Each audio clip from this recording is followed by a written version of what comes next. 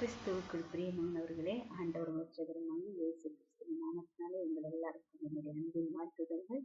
இன்றைக்கும் நாம் தியானிக்க போகிற வேத வசனம் மத்தேயு 5ஆம் அதிகாரம் 7ஆம் வசனம். இரக்கம் உள்ளவர்கள் பாக்கியவான்கள், இரக்கம் பெறுவார்கள். அல்லேலூயா. இந்த வேத வசனம் இயேசு கிறிஸ்து மலை பிரசங்கத்திலே சொல்லுகிறதான ஒரு வசனமாக அங்கே நாம் பார்க்கிறோம். அவர் அங்கே என்ன சொல்லுகிறார்? இரக்கம் உள்ளவர்கள் பாக்கியவான்கள், அவர்கள் இரக்கம் பெறுவார்கள் என்று சொல்லுகிறார். இரக்க குணம் ஒரு மனிதனுக்கு அவசியம் என்று சொல்லி நாம் இங்கே பார்க்க முடிகிறது. இதை நாங்கள் ஏற்பாட்டிலே ஒரு கதை மூலமாக கூட நாம் அதை என்ன செய்ய முடியும் என்று சொன்னால் சிந்திக்க முடியும் என்று நமக்கு நன்றாக தெரியும். கள்ளர்கையிலே அகப்பட்ட ஒரு மனிதனை குறித்து நாம் பார்க்க முடியும். அந்த வசனம் இப்படியாக சொல்லுகிறது: இயேசு பிரதித்திரமாக ஒரு மனுஷன் எருசலேமிலிருந்து எரிகோவுக்கு போகையில் கள்ளர் கையில் அகப்பட்டான். அவர்கள் அவன் வஸ்திரங்களை உரிந்து கொண்டு அவனை காயப்படுத்தி குற்றுயிராக விட்டு போனார்கள். அப்பொழுது தற்செயலாய் ஒரு ஆசாரியன் அந்த வழியே வந்து அவனை கண்டு பக்கமாய் விலகி போனான். அப்படியே ஒரு லேவியனும் அந்த இடத்துக்கு வந்து அவனை கண்டு பக்கமாய் விலகி போனான். பின்பு சமாரியன் ஒருவன் பிரயாணமாய் வருகையில் அவனை கண்டு மனதுருகி கிட்ட வந்து அவனுடைய காயங்களில் எண்ணெயும் திராட்சரசமும் வார்த்து காயங்களை கட்டி அவனை தன் சுய வாகனத்தின் மேல் ஏற்றி சத்திரத்துக்கு கொண்டு போய் அவனை பராமரித்தான். மறுநாளிலே தான் புறப்படும் போது 2 பணத்தை எடுத்து சத்திரத்தான் கையில் கொடுத்து, நீ இவனை விசாரித்துக்கொள், அதிகமாய் ஏதாவது உனக்கு செலவழிந்தால் நான் திரும்பி வரும்போது அதை உனக்கு தருவேன் என்றான். இப்படி இருக்க கள்ளர் கையில் அகப்பட்டவனுக்கு இந்த 3 பேரில் எவன் திறனாயிருந்தான்? உனக்கு எப்படி தோன்றுகிறது? அதற்கு அவன், அவனுக்கு இரக்கம் செய்தவனே என்றான். பாருங்க, இந்த இடத்துல அந்த கள்ளர் கையில் அகப்பட்ட ஒரு மனிதனுக்கு இரக்கம் செய்த ஒரு சமாரியன் வந்து யாருன்னு பார்த்தீங்கன்னா, யாருன்னே அவனுக்கு என்ன செய்யாது தெரியாது.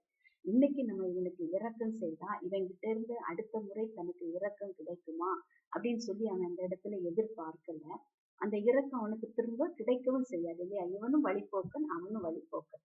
ஆனா பாருங்க, அந்த இடத்துல அவன் ஆண்டவருடைய அன்பு அவனுக்குள்ள இருந்தபடியினால, சத்தியம் அவன் அறிந்திருந்தபடியினால, இரக்கம் செய்தவர்களுக்கு இரக்கம் கிடைக்கும் என்கிற ஒரு போதனை அவன் அறிந்திருந்தபடியினால அவன் என்ன செய்கிறான்? யாரென்றே தெரியாத ஒருவனுக்கு இரக்கம் செய்கிறவனாக இருக்கிறான் என்று சொல்லி நம்ம இந்த வேத வசனத்திலே பார்க்கிறோம்.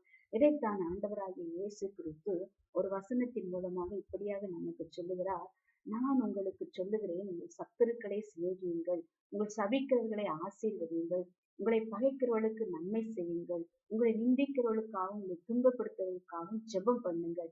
இப்படி செய்வதனால் நீங்கள் பரலோகத்தில் இருக்கிற உங்கள் பிதாவுக்கு புத்திரராய் இருப்பீர்கள். அவர் தீயோர் மேலும் நல்லோர் மேலும் தமது சூரியனை உதிக்க பண்ணி நீதி உள்ளவர்கள் மேலும் அநீதி உள்ளவர்கள் மேலும் மழையை பெய்ய பண்ணுகிறார். உங்களை சிநேகிக்கிறவர்களையே நீங்கள் சிநேகிப்பீர்களானால் உங்களுக்கு பலன் என்ன? ஆயக்காரரும் அப்படியே செய்கிறார்கள் அல்லவா? உங்கள் சகோதரரை மாத்திரம் வாழ்த்துவீர்களானால் நீங்கள் விசேஷித்து செய்கிறது என்ன? ஆயக்காரரும் அப்படி செய்கிறார்கள் அல்லவா? ஆகையால் பரலோகத்தில் இருக்கிற உங்கள் பிதா பூரண சற்குணராய் இருக்கிறது போல நீங்களும் பூரண சற்குணராய் இருக்க கடவீர்கள் என்று சொல்லி நான் பார்க்கிறோம். அப்ப ஆண்டவர் பாருங்க, பூமியில நல்லவங்களும் இருக்காங்க, தீயவங்களும் இருக்காங்க. அப்ப இவங்க தீயவங்களா இருக்காங்க, இவங்களுக்கு மழை பெய்ய பண்ணக்கூடாது. இவங்க தீங்கு செய்கிறவங்களா இருக்காங்க, இவங்க மேல சூரியன் உதித்து அதற்குரிய பலனை அவங்க அடையக்கூடாது என்று சொல்லி நம்முடைய தேவன் என்ன செய்யல, பார்க்கல. எல்லார் மேலையும் அவர் என்ன செய்கிறார்? சூரியனை உதிக்க பண்ணுகிறார், மழையை பெய்ய பண்ணி ஆசீர்வாதத்தை அவர்களுக்கு கொடுக்கிறார். இந்த இதைத்தான் அந்த வசனம் அழகா சொல்லுகிறார். ஆகையால் பரலோகத்தில் இருக்கிற பிதா பூரண சற்குணராய் இருக்கிறது போல நீங்களும் பூரண சற்குணராய் இருக்க கடவீர்கள். ஆண்டவர் நம்மிடத்துல எதிர்பார்க்கிறது என்ன? நமக்கு நன்மை செய்கிறவர்களுக்கே நாம் நன்மை செய்யாதவர்களுக்கு, நம்மை குறித்து அறியாதவர்களுக்கு, இவன் நமக்கு ஏதோ ஒரு காலத்துல தீங்கு செய்தவர்களுக்கு கூட நாம் இரக்கம் உள்ளவர்களாய் நாம் நன்மை செய்ய வேண்டும் என்று ஆண்டவர் விரும்புகிறார். இயேசு கிறிஸ்து பூமியில சுற்றி திரிந்த நாட்களில் அதை தான் செய்தார். வியாதி உள்ளவர்களை பார்த்தார், அவர்கள் மேல் மனதுருகி அவர்களை சுகமாக்கினார் என்று பார்க்கிறோம். அப்புறம் மலை பிரசங்கத்தை அவர் பேசி கொண்டிருக்கும் போது பசியாய் இருந்த மக்களுக்கு அவர் என்ன செய்தார்? ஆகாரம் கொடுத்தார். மரித்து போன லாசருவின் வீட்டுக்கு போய் அந்த சகோதரிகளுடைய கண்ணீரை பார்த்தவரை என்ன செய்தார்? சுகமாக்கினார். குஷ்டரோகிகளை தொட்டு சுகமாக்கினார். இயேசு கிறிஸ்துவுக்குள்ள இந்த மனதுருக்கம், இரக்கம் இருந்தபடினால அவர் அதை எல்லாம் செய்தார். நாம் இரக்கம் செய்ய வேண்டும், இரக்கம் உள்ளவர்களா இருக்க வேண்டும். யாருக்கு இரக்கம் உள்ளவர்களா இருக்க வேண்டும்? அதுதான் மிகவும் முக்கியமான ஒரு காரியம். நமக்கு உதவி செய்கிறவர்களிடத்துல மாத்திரம் நான் இரக்கம் உள்ளவர்களா இருக்கக்கூடாது. நம்மை குறித்து அறியாதவர்கள் மத்தியில, ஈவன் நமக்கு தீங்கு செய்தவர்கள் மத்தியில கூட நாம் இரக்கம் உள்ளவர்களா இருக்க வேண்டும் என்று சொல்லித்தான் ஆண்டவர் இந்த காலை வேளையிலே விரும்புகிறார். ஹalleluya. இந்த பாடலை நாம் பாடி ஆண்டவரை நாம் ஆராதி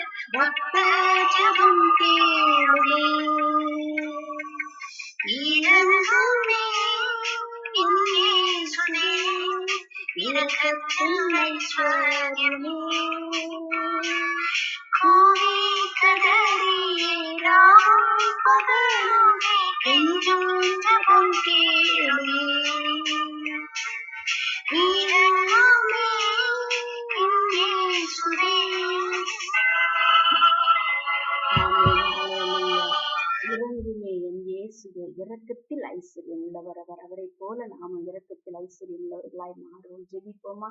அன்பின் பரலோக தகப்பனே, இந்த காலை வேளைக்காய் நன்றியோடு கூட ஸ்தோத்திரிக்கிறோம்ப்பா.